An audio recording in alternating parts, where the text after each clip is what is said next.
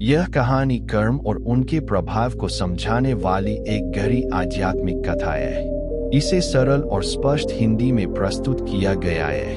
कहानी माता पिता के कर्मों का फल बच्चों को कैसे मिलता है। प्राचीन समय की बात है। एक महान तपस्वी अपने आश्रम में रहते थे। एक दिन उनकी पत्नी ने उनसे पूछा, स्वामी, क्या बच्चों को अपने माता पिता के अच्छे और बुरे कर्मों का फल भुगतना पड़ता है?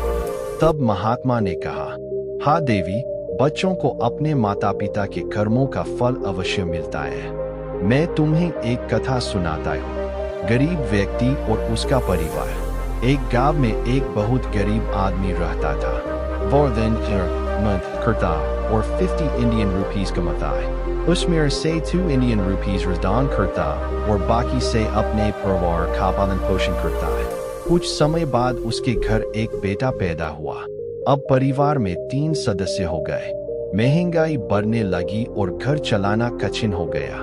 एक दिन बेटे ने पूछा, पिताजी, आप 50 इंडियन रुपीस के लिए और 2 इंडियन रुपीस दान कर रहे हैं, हम कैसे हैं? माँ ने समझाया, बेटा, यह दान तुम्हारे ही भविष्य के लिए है। पिता की मृत्यु और बेटे का संकट। सभी का बेटा 16 साल का हो गया। एक दिन पिता को रास्ते में एक भैंस ने मार दिया और उनकी मृत्यु हो गई। बेटा दुखी होकर बोला, माँ, मैं यमराज के पास जाकर पिताजी को वापस लाऊंगा। यमराज की यात्रा और रास्ते के प्रश्न। रास्ते में उसे कई जीव मिले।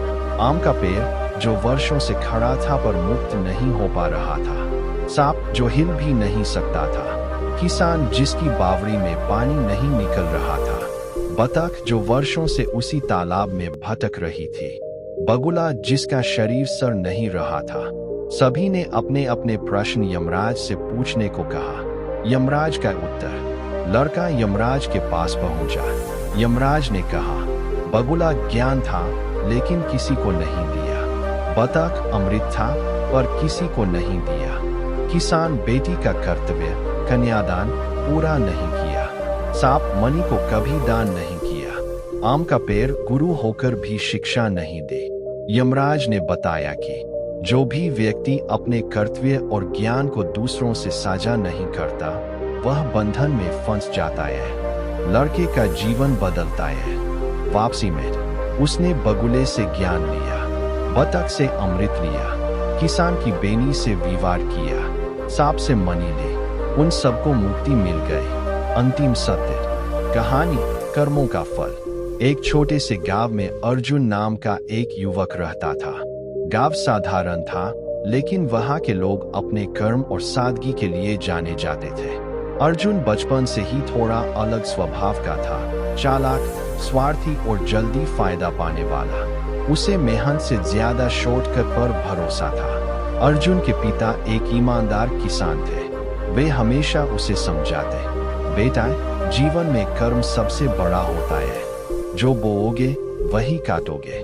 लेकिन अर्जुन इन बातों को हंसी में उड़ा देता। समय बीता, अर्जुन जवान हो गया। उसने खेती में दिलचस्पी नहीं ली और शहर जाकर व्यापार करने का फैसला किया। पिता ने उसे थोड़े पैसे दिए और आशीर्वाद देकर भेज दिया। शहर में शुरुआत। शहर पहुंचकर अर्जुन ने एक छोटा व्यापार शुरू किया।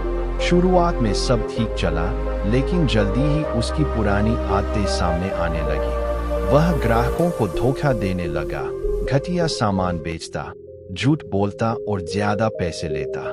कुछ ही महीनों में उसका व्यापार तेजी से बढ़ गया। लोग उसे सफल मानने लगे। अर्जुन को लगा कि ईमानदारी बेकार है और चालाकी ही असली सफलता का रास्ता है। एक मोड़। एक दिन एक बूढ़ा व्यक्ति उसकी दुकान पर आया। उसने कुछ सामान खरीदा, लेकिन अर्जुन ने उसे भी धोखा दे दिया। बूढ़े ने जाते जाते कहा, बेटा, आज तुमने मुझे नहीं, अपने भाग्य को धोखा दिया है। अर्जुन हंस पड़ा और उस बात को नजरअंदाज कर दिया। कर्मों का असर। धीरे धीरे अर्जुन की किस्मत बदलने लगी। उसके व्यापार में घाटा होने लगा। ग्राहकों ने उस पर भरोसा करना बंद कर दिया।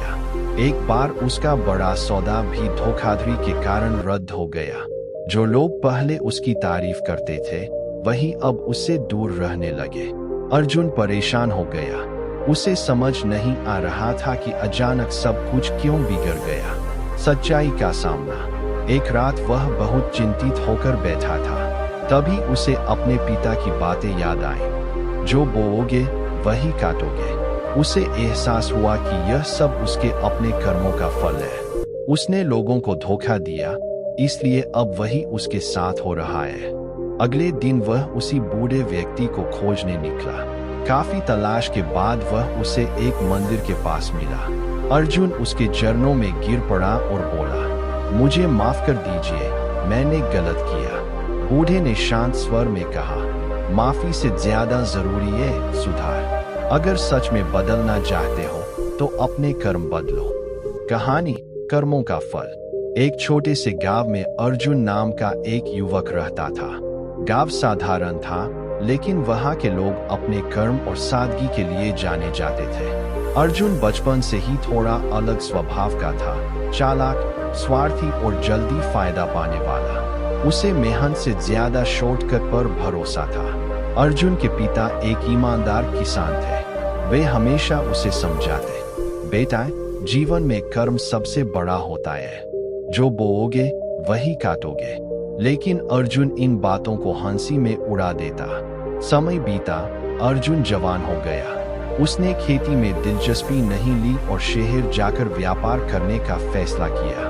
पिता ने उसे थोड़े पैसे दिए और आशीर्वाद देकर भेज दिया। शहर में शुरुआत। शहर पहुंचकर अर्जुन ने एक छोटा व्यापार शुरू किया। शुरुआत में सब ठीक चला, लेकिन जल्दी ही उसकी पुरानी आदतें सामने आने लगी।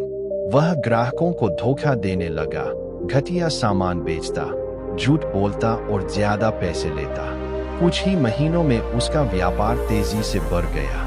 लोग उसे सफल मानने लगे। अर्जुन को लगा कि ईमानदारी बेकार है और चालाकी ही असली सफलता का रास्ता है। एक मोड़।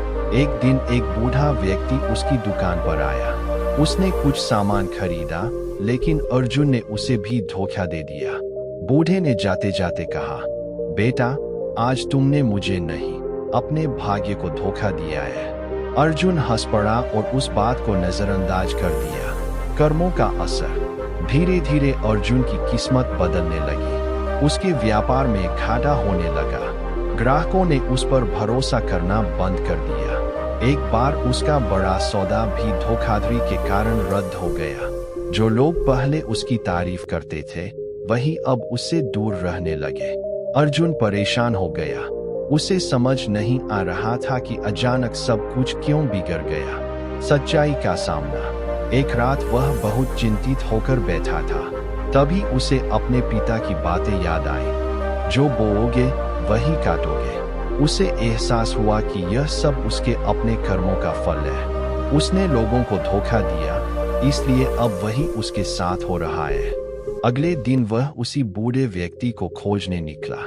काफी तलाश के बाद वह उसे एक मंदिर के पास मिला।